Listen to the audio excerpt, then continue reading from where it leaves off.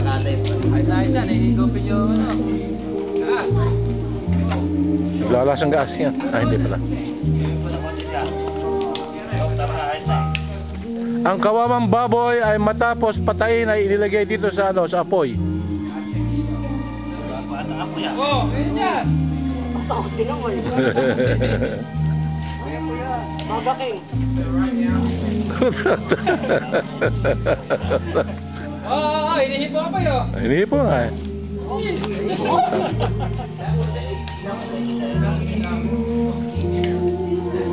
Nagkakaya tayo electric fan. Mabuti pa. Electric fan no? Ha? Eh, baka may iba ginawa ang baboy. Pwede ba lagyan electric fan yan? Lagyan electric fan, puro ulit na yan. Hindi, yung bayan na yung kurma para patak mo naman kayo ha. Electric fan. Dahan-dahan lang. Pero yung dahan-dahan lang, dahan-dahan lang. Para Samantala, yan, ganyan lang. Yan ang parusa ko sa iyo.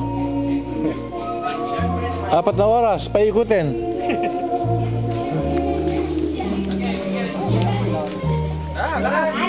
Oy!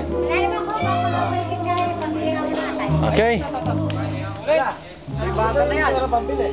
3 hours and 55 minutes to go. 3 hours, 59 minutes. Ito nagsabi, yung nagmamaneho. Over and out.